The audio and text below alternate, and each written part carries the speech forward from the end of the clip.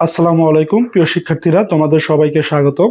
আজকে আমি নবম দশম শ্রেণীর গণিতের অষ্টম অধ্যায় বৃত্ত নিয়ে বিস্তারিতভাবে আলোচনা করব। আজকের ভিডিওতে আমরা যা জানতে পারবো তা হলো বৃত্তের মৌলিক ধারণা, বৃত্তের বিভিন্ন অংশের পরিচয় এবং পরীক্ষার জন্য গুরুত্বপূর্ণ বিষয়গুলো আমরা সহজভাবে শেখার চেষ্টা করব।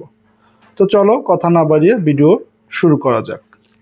তো এখানে দেখো, আমি ইতিমধ্যেই আজকের আলোচনার বিষয়গুলো আমি লিখে রেখেছি। যে প্রথমে আমরা জানবো বৃত্ত কি, তারপরে জানবো বৃত্তের বিভিন্ন অংশ, তারপরে কেন্দ্র কাকে বলে, ব্যাসার্ধ কাকে বলে, ব্যাস কাকে বলে, জ্যা কি, চাপ কি, স্পর্শক কাকে বলে, ছেদক কাকে বলে, পরিধি কাকে বলে এবং বৃত্তের গুরুত্বপূর্ণ যে সূত্রগুলো রয়েছে সেগুলো আমরা জেনে নেব। তাহলে বৃত্ত কি? বৃত্তটা আসলে নির্দিষ্ট বিন্দু থেকে সমদূরত্বে অবস্থিত বিন্দুগুলো, সমদূরত্ব বলতে আমরা এই যে চারপাশ দিয়ে যে রেখাটা বা বক্ররেখাটা টেনে রেখেছি, ধরো এই রেখাগুলোর ওপর যদি আমরা বিন্দু চিন্তা করি, এই বিন্দুগুলো কিন্তু কেন্দ্র থেকে সমান দূরত্ব অবস্থান করতেছে। তাহলে এই বিন্দুগুলোর সমষ্টি, মানে এই বিন্দুগুলোকে যোগ করে দিলে আমরা যে বক্ররেখাটা পাই, এটাই আসলে বৃত্ত। তাহলে বৃত্তকে আমরা কিভাবে সংজ্ঞায়িত করব? আমরা বৃত্তকে সংজ্ঞায়িত করার জন্য বলবো কোনো নির্দিষ্ট বিন্দু থেকে সমদূরত্বে অবস্থিত বিন্দুগুলোর যোগফলকে বা সমষ্টিকে বৃত্ত বলে। এখানে এই নির্দিষ্ট বিন্দুটাকে বলা হয় কেন্দ্র এবং এই বিন্দু থেকে সমদূরত্বের যে কোনো বিন্দুর মধ্যবর্তী যে রেখা অংশ, এই রেখা অংশকে বলা হয় ব্যাসার্ধ। তাহলে দেখো, বৃত্তের বিভিন্ন অংশ, বৃত্তের বিভিন্ন অংশের মধ্যে কেন্দ্র একটা অংশ, ব্যাসার্ধ একটা অংশ, ব্যাস একটা অংশ, জ্যা একটা অংশ, চাপ একটা অংশ, স্পর্শক একটা অংশ, ছেদক একটা অংশ, পরিধি একটা অংশ। তাহলে এগুলোই কিন্তু বৃত্তের বিভিন্ন অংশ। তাহলে কেন্দ্র কাকে বলবো আমরা? তাহলে বৃত্তের বিভিন্ন অংশ কি বা কোনগুলো, সেগুলো আমরা ধারণা নিলাম। এখন কেন্দ্র কাকে বলবো? কেন্দ্র সংজ্ঞাটা হবে বৃত্তের মাঝখানে যে নির্দিষ্ট বিন্দুটি রয়েছে সেই নির্দিষ্ট বিন্দুকে বলা হয় কেন্দ্র। বৃত্তের ঠিক মাঝখানে যে বিন্দুটি অবস্থিত সেই বিন্দুটিকেই কেন্দ্র বলা হয়। তাহলে ব্যাসার্ধ কাকে বলবো? ব্যাসার্ধ হলো বৃত্তের কেন্দ্র থেকে বৃত্তের ওপর যে কোনো বিন্দুর মধ্যবর্তী যে সংযোগ রেখা অংশ, সেটাকেই বলি আমরা ব্যাসার্ধ। অর্থাৎ কেন্দ্র থেকে, আমাদের কেন্দ্র এখানে, এই কেন্দ্র থেকে এই যে বৃত্তের ওপর যে বিন্দু, এই কেন্দ্র এবং এই বৃত্তের যে কোনো বিন্দুকে যোগ করলে যে রেখা অংশ আমরা পাই, ধরো এ ও বি, এই ও এ ও বি বা আরো যদি নেই, আমরা বৃত্তের ওপর আরো বিন্দু নিলে এই কেন্দ্র থেকে সেই বিন্দু যোগ করলে যে রেখা অংশগুলো পাবো তাকেই বলা হয় ব্যাসার্ধ। আবার বলছি, বৃত্তের কেন্দ্র থেকে বৃত্তের ওপর যে কোনো বিন্দুর সংযোগ রেখাংশকেই বলা হয় বৃত্তের ব্যাসার্ধ। তাহলে ব্যাসার্ধ কি আমরা জেনে গেলাম। ব্যাস কাকে বলে? ব্যাসটা হলো বৃত্তের কেন্দ্র দিয়ে অতিক্রম করে দুই প্রান্তকে সংযোগকারী যে রেখাংশ। অর্থাৎ এখানে আমরা যদি একটু ব্যাসটা কি বোঝার চেষ্টা করি, তাহলে বৃত্তের কেন্দ্র দিয়ে অতিক্রম করতে হবে, বৃত্তের এই যে কেন্দ্র দিয়ে অতিক্রম করতে হবে এবং বৃত্তের দুই প্রান্ত, এ প্রান্তেও সংযোগ করছে, এ প্রান্তেও সংযোগ করছে এবং রেখাটা বৃত্তের কেন্দ্র দিয়ে গেছে। তাহলে বৃত্তের কেন্দ্র দিয়ে যে বৃত্তের দুই প্রান্তকে সংযোগকারী রেখাংশকেই ব্যাস বলে। তাহলে ব্যাস কি? বৃত্তের কেন্দ্র দিয়ে যে বৃত্তের দুই প্রান্তকে সংযোগকারী যে রেখাংশ, সেটাই হলো ব্যাস।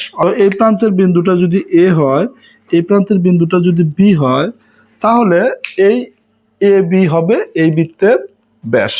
তাহলে আমি আবার বলছি যে ব্যাসটা কি? বৃত্তের কেন্দ্র দিয়ে যে বৃত্তের দুই প্রান্তকে সংযোগকারী রেখাংশকে ব্যাস বলে। ব্যাস মনে রাখবে, ব্যাস ব্যাসার্ধের দ্বিগুণ, অর্থাৎ আমরা ব্যাস সমান লিখতে পারি, ব্যাস সমান আমরা লিখতে পারবো 2 গুণন ব্যাসার্ধ।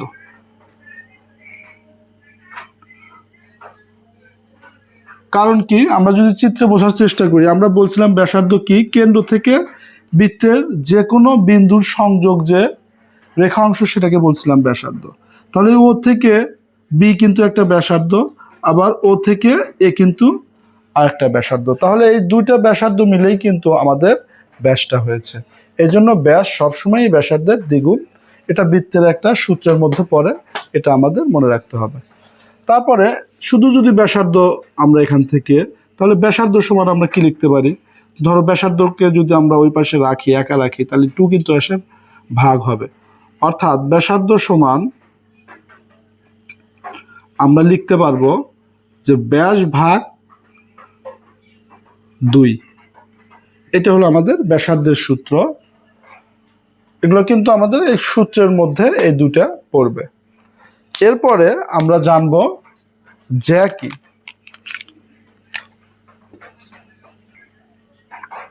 এখন আমরা জানবো জ্যা কি। জ্যা হলো বৃত্তের যে কোনো দুটি বিন্দুকে সংযোগকারী রেখাংশ।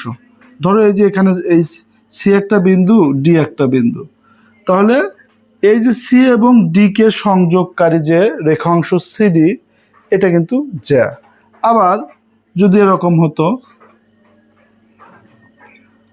যে এখানে বৃত্তের ওপর ই একটা বিন্দু, বৃত্তের অপর প্রান্তে এফ একটা বিন্দু, তাহলে এই ই এফও কিন্তু জ্যা। অর্থাৎ জ্যা আমরা কি বলবো, যে বৃত্তের যে কোনো দুটি বিন্দুকে সংযোগকারী রেখাংশকেই জ্যা বলে।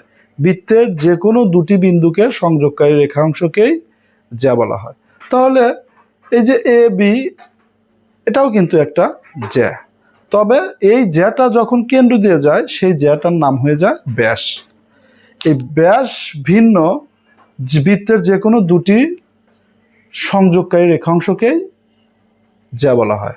তাহলে আমি আবার বলছি, ব্যাস ভিন্ন বৃত্তের দুটি বিন্দুর সংযোগকারী রেখাংশকেই জ্যা বলা হয়। তাহলে জ্যা কি আমরা জেনে গেলাম।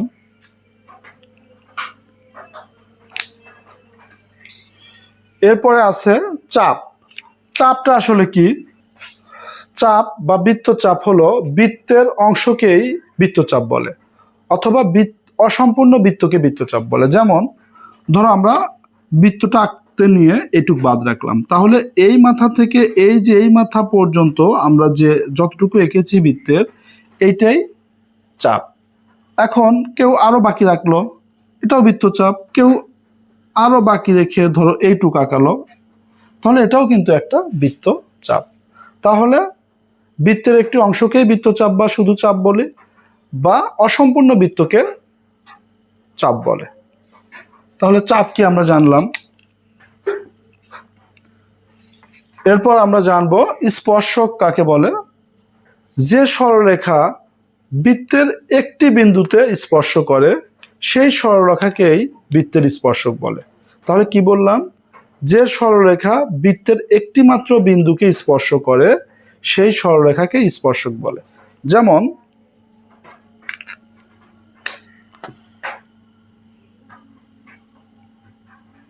এই সরলরেখা বৃত্তের ধরো এই বিন্দুতে স্পর্শ করেছে, তাহলে এই সরলরেখাটা কিন্তু একটা বিন্দুতে স্পর্শ করেছে, তাহলে এই সরলরেখা হবে কিন্তু এই বৃত্তটার স্পর্শক।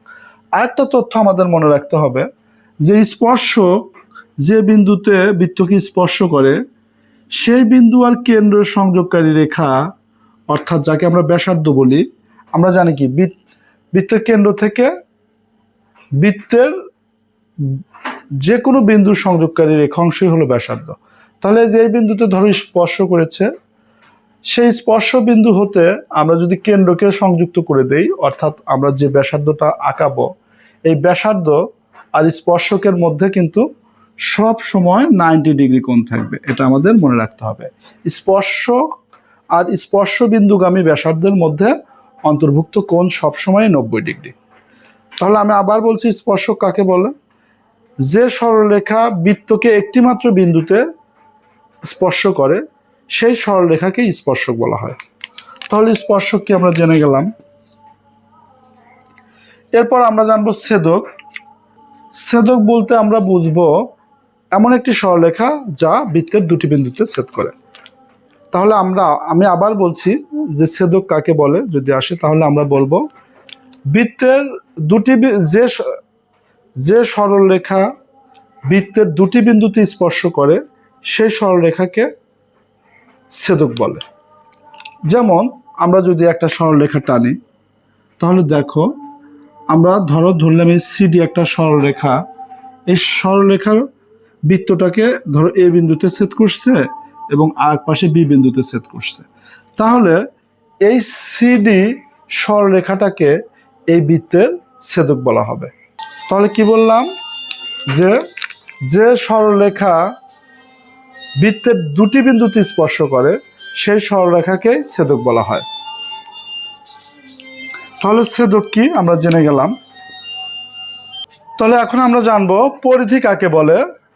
পরিধি হলো এই যে বৃত্তের যে চারপাশ দিয়ে যে বক্ররেখাটা, এই বক্ররেখার একটা নির্দিষ্ট বিন্দু থেকে যাত্রা শুরু করে যদি আবার ওই বিন্দুতেই ফিরে আসে, তাহলে যে পথটা অতিক্রম করা হলো এই অতিক্রান্ত পথটাকেই পরিধি বলা হয়। অর্থাৎ বৃত্তের একটা নির্দিষ্ট বিন্দু থেকে যাত্রা শুরু করে আবার ওই বিন্দুতে ফিরে আসলে যে পথটা অতিক্রম করা হয় সেই পথটাকেই বলা হয় বৃত্তের পরিধি। তাহলে আমি আবার বলছি, যেমন ধরো এখানে লাল একটা আমি বিন্দু দিয়েছি, এখান থেকে যাত্রা শুরু করে এই বক্ররেখা বরাবর মানে এই দাগ বরাবর যে ঘুরে যখন এখানে আসবে, তাহলে যে পথটা অতিক্রম করা হলো এটাকেই বলা হয় পরিধি। আর পরিধি সমান আমরা লিখতে পারি, এটা বৃত্তের গুরুত্বপূর্ণ সূত্রের একটা অংশ। পরিধি সমান আমরা লিখতে পারি 2πr। এটা পরিধির সূত্র হিসেবে আমরা প্রয়োগ করে থাকি। তাহলে পরিধি কাকে বলে আমরা কিন্তু জেনে গেলাম। এরপরে বৃত্তের আরেকটা সূত্র আমাদের গুরুত্বপূর্ণ সূত্র, সেটা হলো ক্ষেত্রফল। ক্ষেত্রফল নির্ণয়ের জন্য আমরা যে সূত্রটা অ্যাপ্লাই করি সেটা হলো πr²। এই চারটা সূত্র অবশ্যই তোমাদের মনে রাখতে হবে, কারণ বৃত্ত রিলেটেড যখন আমরা গাণিতিক প্রবলেমগুলো সলভ করব তখন কিন্তু আমাদের এই সূত্রগুলো অবশ্যই মনে রাখতে হবে।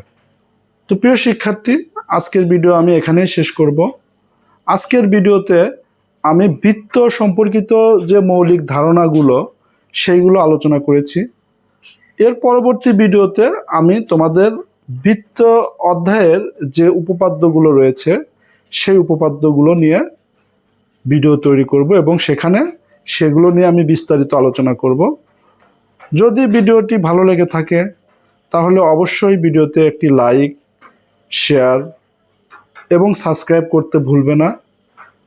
আর যদি কোনো কিছু বুঝতে সমস্যা হয় তাহলে কমেন্টের মাধ্যমে আমাকে জানাবে। তো সবাই ভালো থাকো, দেখা হবে পরবর্তী ভিডিওতে। আল্লাহ হাফেজ।